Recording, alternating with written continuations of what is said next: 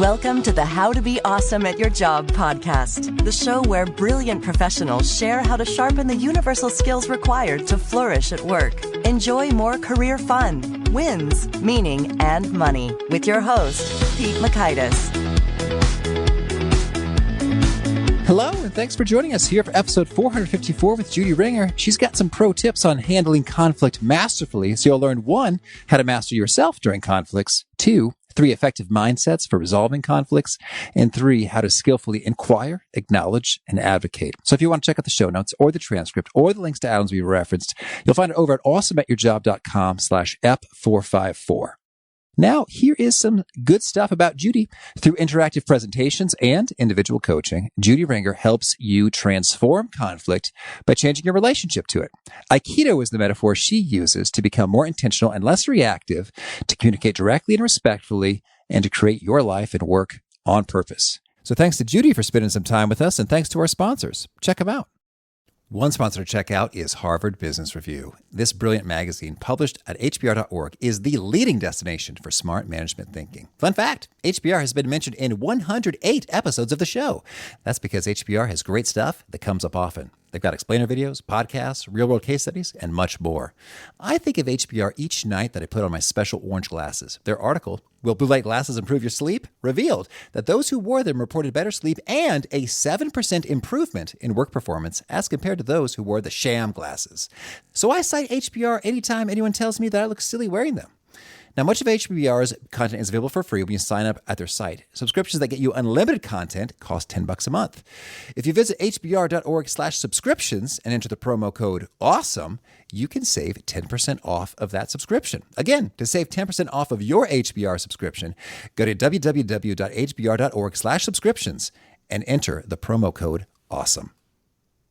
Big thanks to our sponsor, Acorns. Acorns makes it easy to start automatically saving and investing for your future. You don't need a lot of money or expertise to invest with Acorns. In fact, you can get started with just your spare change. Acorns recommends an expert-built portfolio that fits you and your money goals, then automatically invests your money for you. NerdWallet.com, whom I love on these sorts of matters, gives Acorns a whopping 4.7 stars and says, quote, if you want to make the most of your spare change, there's no better place to do that than Acorns. Head to acorns.com/awesome or download the Acorns app to start saving and investing for your future today. And we got a legal disclaimer here. It may not be representative of all clients. Tier 1 compensation provided. Compensation provides an incentive to positively promote Acorns. View important disclosures at acorns.com/awesome. Investing involves risk, including the loss of principal. Please consider your objectives, risk tolerance, and Acorns' fees before investing. Acorns Advisors LLC, Acorns, is an SEC-registered investment advisor. Brokerage services are provided to clients of Acorns by Acorns Securities LLC, member FINRA/SIPC. For more information, visit acorns.com.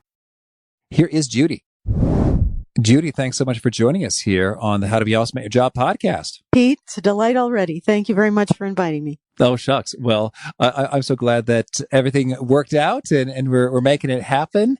I want to hear about something you made happen, which was singing the national anthem at a Red Sox game. How did this come about? Yeah, well, it's something I love to talk about, so thank you. I had this dream for a very long time to sing the national anthem at a Red Sox game. I'm a Red Sox fan. I live in Portsmouth, New Hampshire, which is about an hour north of Boston, and we go to the games now and then when we can. And I love to sing. I'm a professional singer in my spare time, and I love to sing the national anthem. And I just thought, wouldn't it just be cool? You know, just one of those crazy dreams you have. And so I set about achieving it. I went to their website. I wrote them. I found out what you have to do and how many, probably thousands of people ask every year to sing for a Red Sox game at Fenway Park. And I sent them, I made a professional CD. I sent them a CD just like they asked for of me singing the anthem and also God Bless America. I followed up. I even sent them a couple of videos of me singing at other games that I've sung at more locally. Mm-hmm. And, you know, nothing happened, but every year. So I went about this for maybe 3-4 years. And every year I just follow up and I found out who I needed to talk to. And finally, what really made it happen was Dave O'Brien, who's the announcer for the Red Sox, came to one of our Rotary meetings. I'm a Rotarian here in Portsmouth. And after he spoke, and he was just a great speaker, as you might imagine, I went up to him and I said, you know, Dave, I've been trying for years to get noticed by the Red Sox team, and I'd love to sing the national anthem. And I said, you know, I actually can sing. I would do a good job.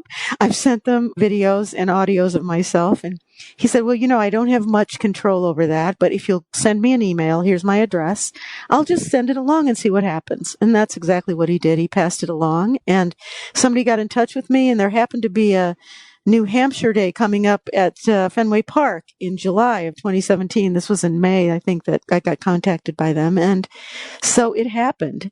And it was an amazing event. I got there. I got to be, underground with all the team, and I got to walk out on Fenway Park, and I got to sing for, I think it was about 40,000 people that night. And it was awesome. It was awesome.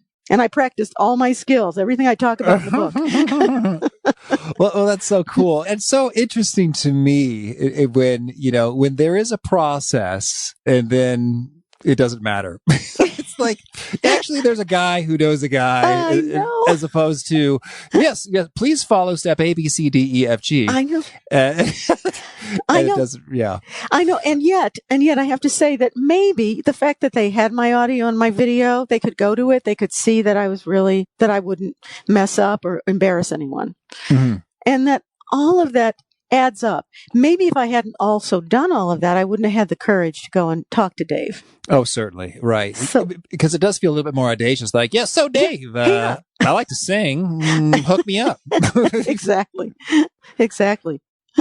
Cool. Well, so I want to hear about your book, Turn Enemies into Allies, and your martial arts work. So could you sort of just tell us the whole story here? What's the big idea that you're presenting? That's a great question too. Well, the big idea is that I have a model that I use when I go into organizations and help people resolve conflict.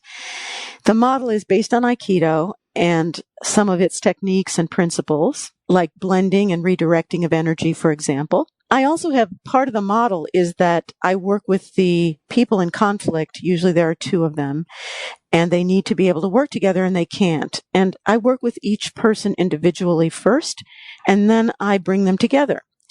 And as I got used to doing this model and doing it many times in organizations, I would notice that I'm not doing anything that the manager couldn't do themselves. So I decided to write the model down in a series of blog posts. This was about 5 years ago that I first started writing about it. And then I began expanding them, and they became Turn Enemies into Allies, the book. So the major point here is that you can do what I'm doing if you're a manager, a leader of an organization, with some key skills that I describe in the book and some attitudes that I describe in the book, like non-judgment, like curiosity, like appreciating where people are coming from, the ability to listen, the ability to reframe the conflict as a gift of energy that people might be able to use to actually build their relationship and become leaders themselves and apply the skills not only at work, but in life too. And that's what I decided to write about in the book. So the big idea is you can do this. And you can do it fairly easily, actually, if you get over the idea that conflict is negative, that it's a bad thing, and adopt the attitude and begin to practice it, that conflict can be a gift if we decide that it is, to get to know each other better and to learn how to solve a problem rather than needing to create a contest over it. Oh, there's so much there to dig into. So let's see. Let's start with that conflict can be a gift. Yes. So tell us, what's great about it? What's great about it? Yeah. Okay. Well, the book starts with the premise that if we can't manage ourselves, we can't manage anybody else. So the first gift in conflict is that it causes me to look at myself and ask myself, why is this getting to me? Or why is this person, this situation? Is it something that I have any control over? And if it is, where is my power and how can I find it? Maybe I'm not expressing myself. Maybe I've been avoiding the conflict. And how can I decide to take a more active role in the conflict? So the gift might be, first of all, I have to manage myself. I have to manage my own emotional mindset. I have to center myself, as I describe in the book, and bring a centered presence into the conflict. So there's a gift right there, learning to center myself, learning to be mindful about how I decide to be more intentional in the conflict instead of reactive to it. Mm-hmm. Does that make sense? Okay, certainly, yeah. So that's the first gift. The second gift let's say it's a conflict that involves an issue at work that we're trying to solve. The gift is, how do we solve this in a way that's sustainable and that meets the interests of all the parties involved? If it's a team, how do I get the voices of all of my team members involved in solving it? If it's just one-on-one, same thing. How do I find out what's important to each of the parties in the conflict and then help them express those needs and help them find a solution that meets the needs? Okay, understood. So certainly those sound like some good things. And then, so tell us then, when it comes to Aikido, well, first, could you share what that is for those who are not familiar? And then what are its parallels to this process? Right. So that's where this idea, for me anyway, came from. Aikido is a martial art, first and foremost, and it was developed in the 20th century, so it's a pretty recent evolution of the martial arts. And it was developed by a man named Morihei Ueshiba, a Japanese man who's now dead, but only died in 1969. His idea was that you could subtly transform other martial arts through Aikido into a martial art that didn't harm people. So the goal is to render the attack harmless without harming the attacker. And you do this by first getting out of the way of the attack and moving in to join with its energy and then redirect it. So let's say somebody's coming at me with a punch. Instead of blocking and punching back, I get out of the way really fast. I join the energy by, let's say, grabbing onto the arm that's punching me, and then I redirect it into a pin or a fall. So I'm not trying to harm the opponent, I'm just trying to control and de-escalate the conflict. So with that comes a metaphor. And in fact, Ueshiba, the founder of Aikido, had a philosophy that went along with the development of the art. And he said that this is about turning our adversaries into allies. This is about protecting ourselves from the enemy outside of ourselves, but from the enemy within. If we could vanquish the source of the conflict within ourselves, then we would have no difficulty with those outside ourselves. So we call it blending and redirecting. And we think about the attack as a gift of energy that I can use to redirect and keep the opponent safe while also keeping myself safe on the mat. Off the mat, we're practicing Aikido anytime we listen with an intention to learn, with curiosity. So that's the same thing as blending and redirecting. When I ask a question, when you come at me, let's say, and say, Judy, that's a stupid idea. Instead of saying, no, it isn't, it's a great idea, right? So that would be like blocking and resisting. Mm-hmm. Instead, I say, well, Pete, why do you think so? What specifically don't you like? Or tell me more, right? So that's me blending, getting off the line. I'm not getting hurt. And by asking a question and being curious, I find out more about what's upsetting you about my idea. Maybe it's that you just can't afford the idea. Maybe you like the idea, but the budget doesn't allow for it. So we have a new way to open up the conflict and talk about it. Does that make sense too? Oh, certainly, yes. Well, so now I'm curious of that particular example. Yeah. You talk about, self-management. Yep. I think there's a challenge right there. It's like if someone says that to you, the knee-jerk reaction is anger, defensiveness, frustration. And so what do you do right there in that moment where you're like, this jerk? I know. I want to yell at him. Yeah. And I got to say, that I still practice this. It's not just because I've been teaching it for 25 years, doesn't mean I don't have conflict in my life. So your question goes right to the point. What do I do? What does one do? It helps if you practice, just like anything else. You don't pick up a flute and learn how to play it in an instant. You have to practice it. So you practice noticing, first of all. So that's the first thing. If I don't notice I'm getting reactive, that I'm starting to react and, say, what do you mean? What a jerk you are. If I don't notice that, I can't stop it. So that's the first thing. And then you stop and you center yourself. You take a breath. You just don't say anything. You bite your tongue. You count to 10. You do any of the things that we've heard about over the years to center yourself. I have specific ways. When I ask my groups, what do you do to center yourself? Everyone says, I breathe. Sometimes people say, well, I think about a bigger perspective. But you can tell in that they stop themselves from reacting and decide what they need to do next. The amygdala, the brainstem, has some very strong reactive patterns programmed into it. The prefrontal cortex is what we use to think with. And to make that journey from the back of the brain to the front of the brain maybe takes a half a second, maybe not even that long, if we notice and we take that breath. So that's the first step. Center myself. And now I can make a more intentional choice about what I do next. It may be, if I'm being really reactive, it may just be, I say something like, let me think about what you just said. Can we talk in about 5 minutes? Right? So I give myself more time to be centered and be less reactive. Certainly. Yeah, I like that. Well, so then you talk about the breath. Is there any special way to breathe, or what do you think about with the breath? Well, it's basically to breathe. Most of the time, if you think about, and if the audience listening thinks about the last time they were involved in a conflict or something happened to them, surprising, caused them to react, chances are they weren't breathing. They just held their breath. It often happens.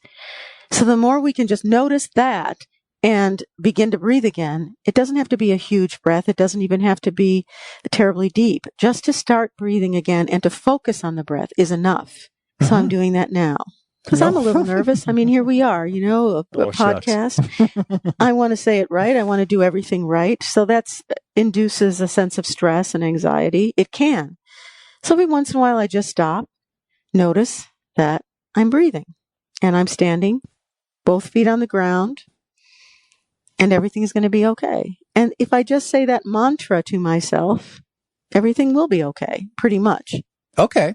So it is okay. Let me give you a couple of other suggestions on this, because I know people love to hear ideas. Okay, well, what can I do in the moment? That's the question. So first you notice, and then you have a practice. If you have a practice, like I know your last speaker, the one I just listened to this morning, was talking about mindfulness. If you have a mindfulness practice, if you meditate daily, you're already getting into the mood of centering. So that if something happens later in the day, you've got a sense of what it feels like to be centered from your early morning practice. So you can go back to it fairly quickly. You can create rituals for yourself. I have a client who one day she had a really tough meeting with her staff, all of her staff meeting, and she was nervous about it. So I said, what are you going to do to center yourself first? We were doing coaching. She said, well, I'm going to maybe look at some of the pictures on the wall, or she said, I'm not sure what I'm going to do. I said, well, and there was a pen on the table, and I threw the pen out on the table, and I said, you could just look at this pen. It doesn't have to be anything fancy or special. Just look at the pen once in a while. The meeting went really well, as you might imagine. She did a great job. At the end, I said, how'd you do? She said, I looked at that pen a lot, right? And every time she looked at it, she just kind of took a breath. She recentered herself, and she got physically and mentally and emotionally more stable, more balanced, more calm, and more ready for whatever might come next. All right, cool. So there we have it. In terms of, so you're starting to notice yourself in situations all the time, and then you stop and center with the breath and planting the feet on the floor, etc. And so you're in a good spot there.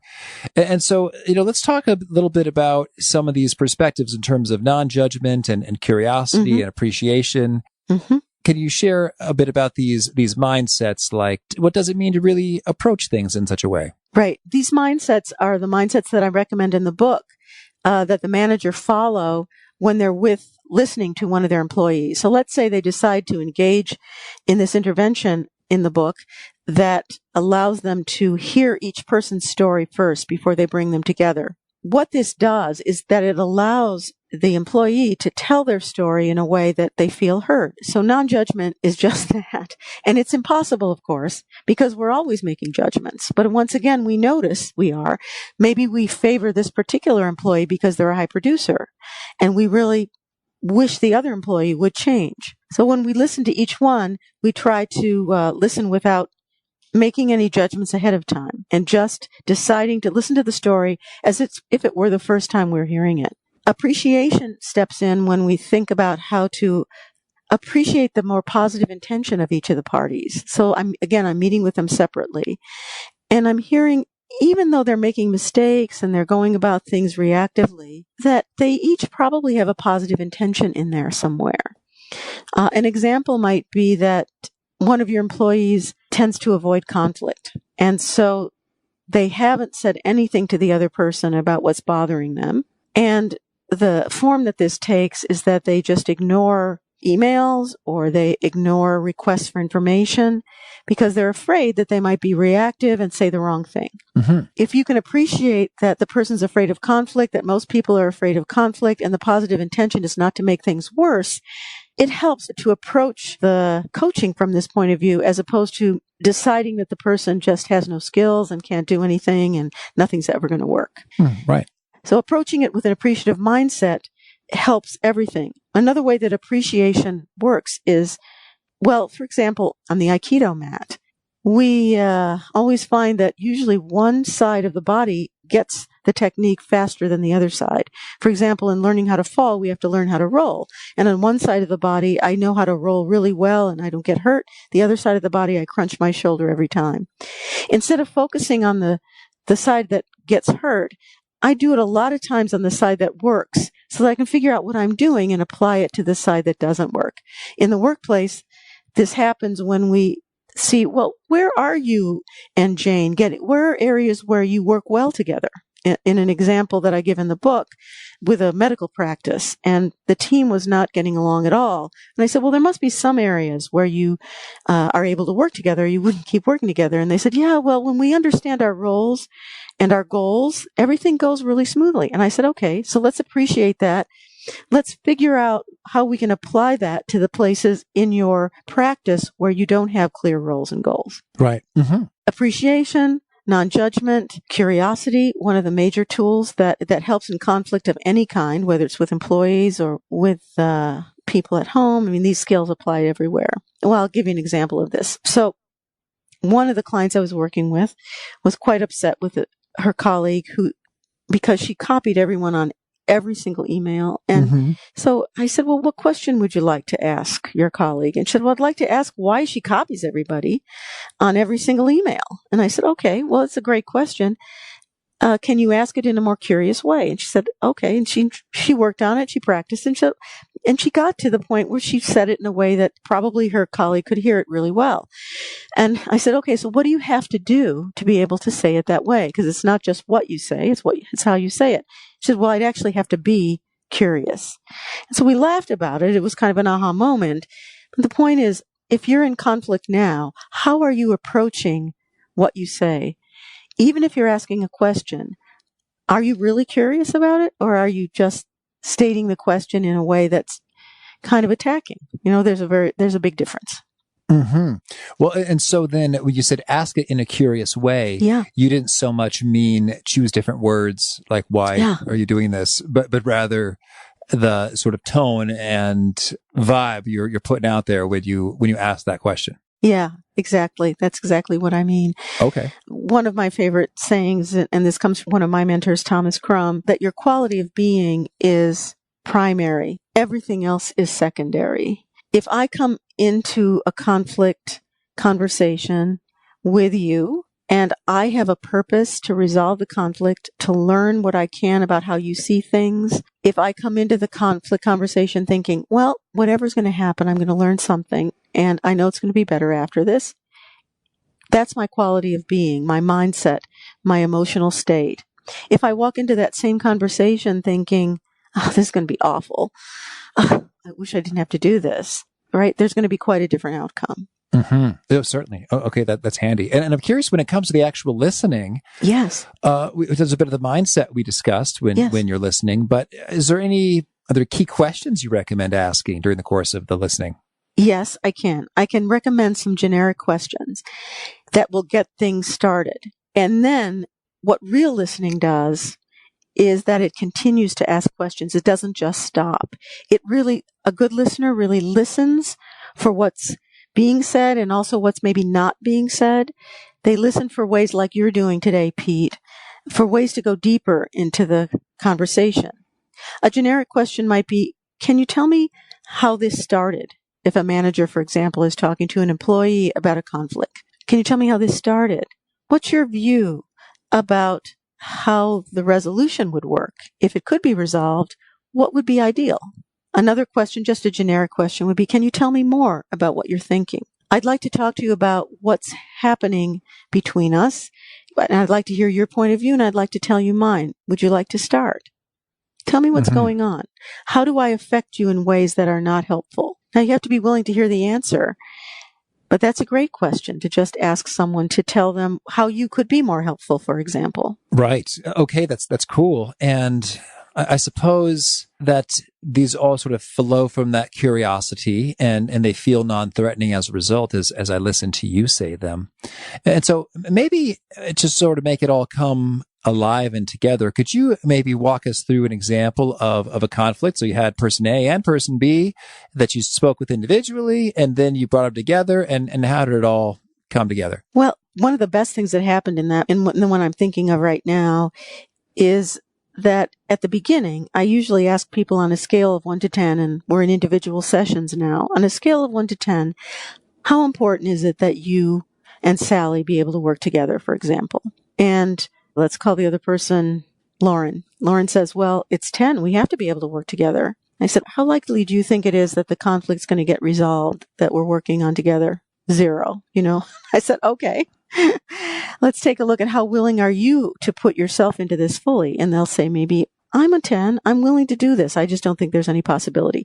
So one of the ones that I worked on with a large insurance company, that's the way it started. They said that they wanted to work on it, that it was important that they resolve it, and yet they didn't think there was any chance because it had been going on so long. And that's one of the problems, is that managers let these conflicts go on too long. Mm-hmm. And that's when they bring in a ringer. Yeah. Couldn't resist, Judy. Good one. I'm glad You've probably that came heard out. it before. Yeah, You've probably heard it before. once or twice. They bring you in, and your last name is Ringer. So, okay, so there we are. They want it resolved, but they don't think it's going to happen, and they say they're willing to work on it. And they say they're willing to work on it. So I set up some sessions, and we begin to talk, and maybe 3 or 4 or 5, depending on how polarized things are and how deeply resentful each person is. I listen to each party for 3 or 4 hours, like I said, in individual hour-long sessions. And I hear them, so I'm listening. What happens in this case, Pete, is that, I don't know if this has ever happened to you or anyone listening today, but when you really listen to someone and you ask them some questions and you say, tell me more, and how did you feel when that happened? And I'm really curious, when did this start? And how do you see it being resolved? Are you willing? Do you see your contribution? How do you see your contribution in this conflict? When you ask questions like that and they really talk, things relax. They lighten up because maybe for the first time, someone's really, really listening to their side and aligning with them. Okay. Well, certainly. But you said so 3 to 4 hours for each party. Yeah. So 6 to 8 hours total. And I think you're right that probably nobody has ever listened to them about almost anything for that long. Well, thank you for that. I'm not saying I listen for 3 to 4 hours. I say I listen maybe in the first session, and then I begin to teach some skills. And I begin. Okay, gotcha. Yeah. So it's not all just listening for that. But maybe the first hour, most of it is listening and people love to tell how bad the other person is. Oh, sure. And, so I just say, yeah, I get it. I know from your point of view, this is how it looks. And people also get that I'm doing that with the other party too. So they're starting to think, well, if she can do this with the other party, maybe I can too. Or maybe there's a different way to tell this because this is my story. Maybe there's another way to tell it. Mm-hmm. I begin that way. And then we start to bring people together. So now when they come together, they're more relaxed. They've got some skills. And one of the best things that happened in this particular situation was after they began to talk to each other and hear the other person's story and see what they had in common and how it all got started, and starting to be able to be more civil with each other and kind with each other, actually. One of the women said, I didn't realize this is just a set of skills.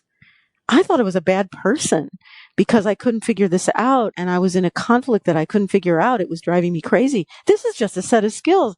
Anybody can learn these. And I said, yeah, that's right. Right? I mean, their mind-body skills and their verbal communication skills. As I said, quality of being is primary. I got to learn how to be centered, curious, non-judgmental, wanting to learn. I've got to have a learning mindset. And then I've got to learn some key skills like inquiry. How do I ask questions? How do I listen? How do I acknowledgement? How do I acknowledge what I hear? It's not just I'm listening. I'm also showing you that I heard what you said. And then how do I advocate? Because I get a turn here too. Here's how I see it. You don't see it my way. This is what I see. That's advocacy. Mm-hmm. And when everybody gets a chance to be heard, then all the information's out there on the table. You can begin to sort through it and solve things. basically, I'm in the book and in my work across the board. I like to help people move from a mindset of how do I be right? How do I look good here? How do I make myself right? To a mindset of what can I learn here? So from a message delivery to a learning conversation, from a difficult conversation to a learning conversation. When we can enter a conversation and think, what can I learn here? Everything changes. It all works out. Well, that's great stuff. And so we've talked about the being and some listening and some inquiry. So can you share with us a couple thoughts around acknowledgement and advocacy? Yeah, I can. In the book, I call acknowledgement the secret sauce because we never do it. We may listen. We may think we're pretty good listeners, and we may be actually. And then we go right to, okay, yeah, but, right? Yeah, but. And then we want to advocate right away. There's some little piece in between that's called acknowledgement that goes like this. What I hear you saying is this what you're saying? Can I clarify? If what you're saying is true, then it would all work out if, right? So I just build on what the other person's saying. And I believe the reason we don't do this is that we have this notion that if we acknowledge what the other person's saying, it's some sort of tacit agreement with what they're saying. That if I actually hear an opposing point of view, it means I'm agreeing with it. And that's crazy. Of course it doesn't mean that. It just means that I'm good enough to listen to you, care about what I'm hearing, and care about solving the problem enough. So acknowledgement, okay, so if you said, that's a stupid idea, Judy. I don't think it's going to work. We can't afford it. And I would say, you don't think we can afford it? Can you tell me more? Why not? Okay. So I'm not only acknowledging, but I'm clarifying, I'm being more curious.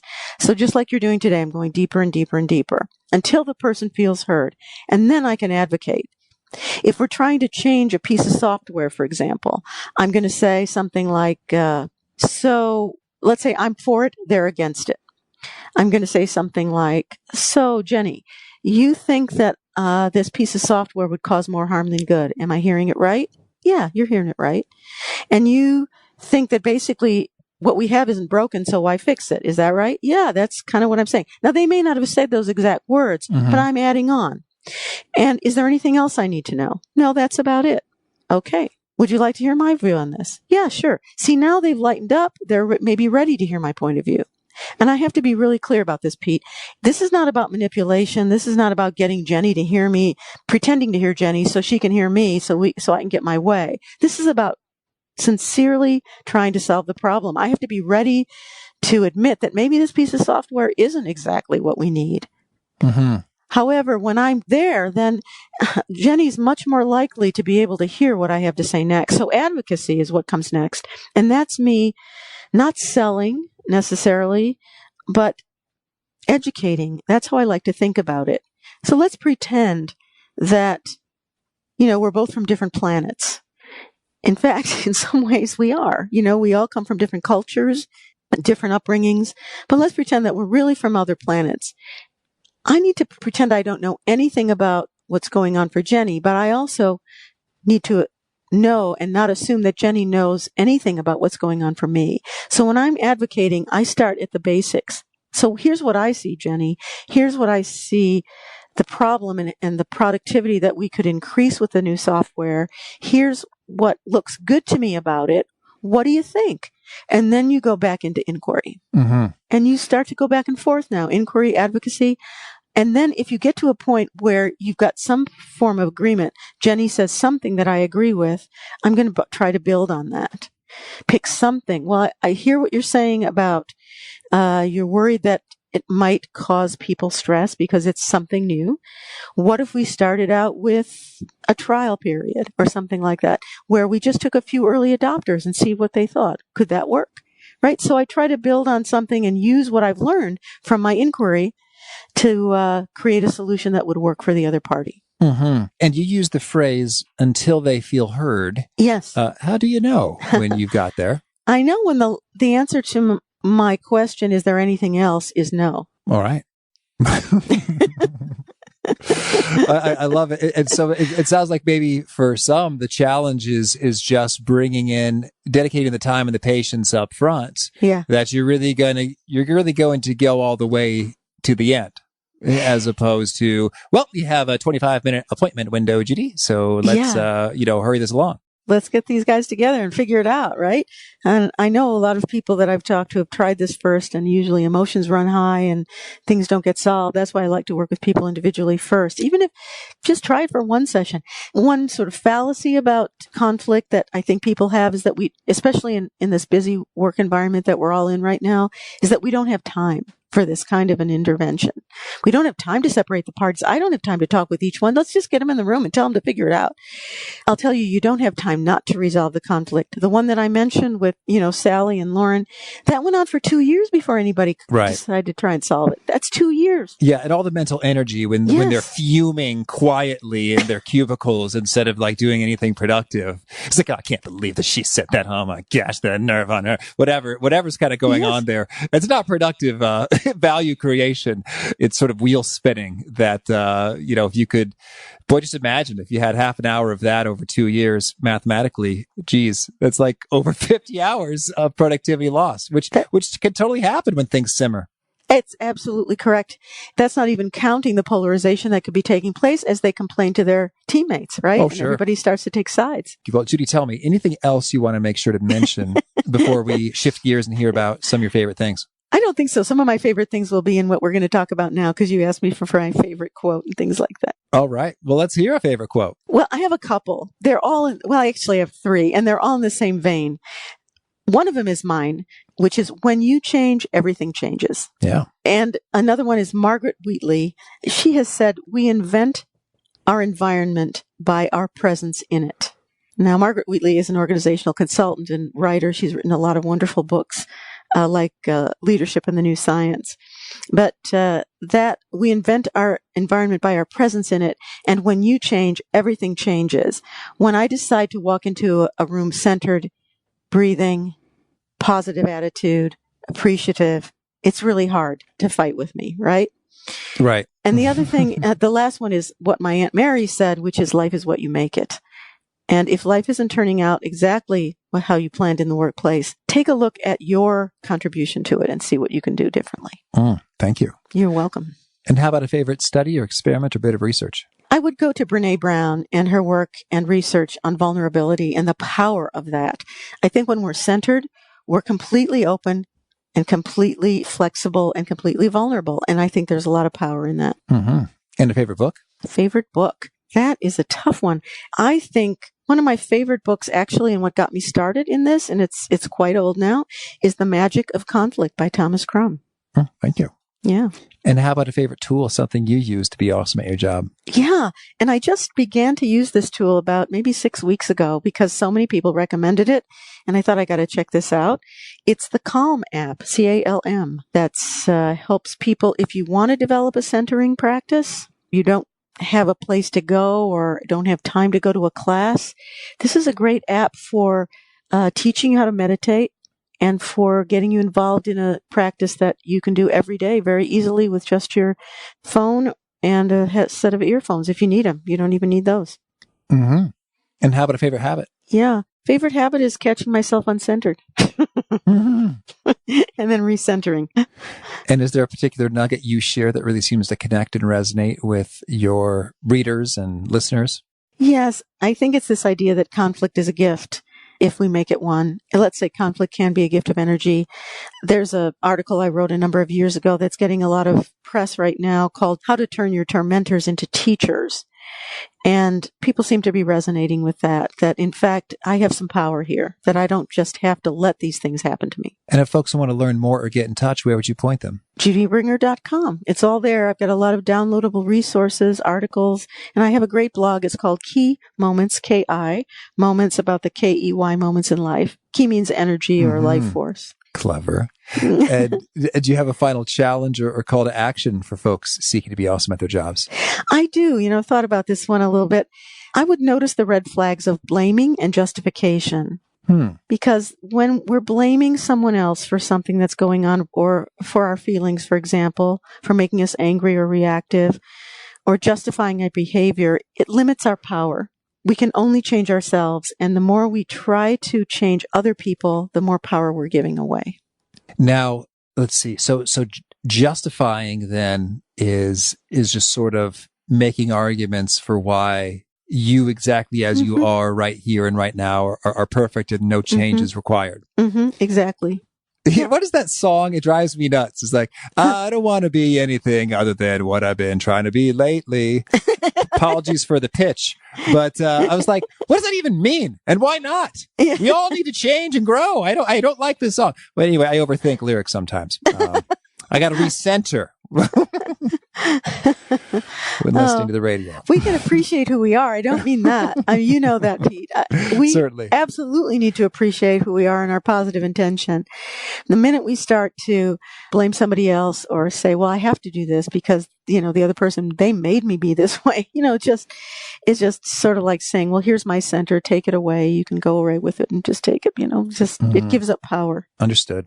Well, Judy, thanks so much for sharing this. I wish you lots of fun and luck in Aikido and your book and all your adventures. Thank you very much, Pete. This was a joy.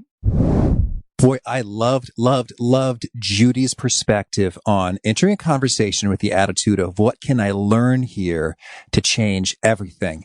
And I think that's just great because it's natural for the brain. If you have a question, you want to find a resolution. There's tension. Let's get after the answer. So you're kind of cluing in, tuning in all the more to listen better. And two, I think for us, the listeners and myself, we dig learning. I guess that's something we're kind of into, as I've gathered from the surveys. Thanks again for those. And what that show is all about. So if you go into that conversation with what can I learn here, as opposed to how can I prove this moron is wrong and demolish him with a vastly superior argument, then you're going to go far in terms of redirecting that energy and get better outcome from that conflict situation. So great stuff from Judy. Hope you dug that and more. Again, the show notes, the transcript, the links to items we've referenced are over at awesomeatyourjob.com/F454. If you haven't already, I hope you'll punch subscribe. You'll catch our next guest. It's Lisa Wentz. She is a vocal coach who has worlds of insight about how you can sound better and use your voice to have all the more confidence, authority, gravitas, and all that good stuff. Hope to catch you there. Peace. Thanks for listening. To get the most out of the show, we recommend 2 key things. First, check out the extra resources at awesomeatyourjob.com. You can find this episode's transcript and links, as well as the perfect episode for your situation. You can search the full text transcripts of hundreds of episodes or explore episodes tagged by topic and competency covered. Second, subscribe to the podcast and get future episodes automatically. You can subscribe by telling Siri and several other smartphones and speakers, subscribe to the How to Be Awesome at Your Job podcast, or by tapping subscribe in your podcast player of choice. If you'd like some extra help figuring out podcasts and how subscriptions work, visit awesomeatyourjob.com/subscribe for guidance. Hope to catch you on the next episode of How to Be Awesome at Your Job.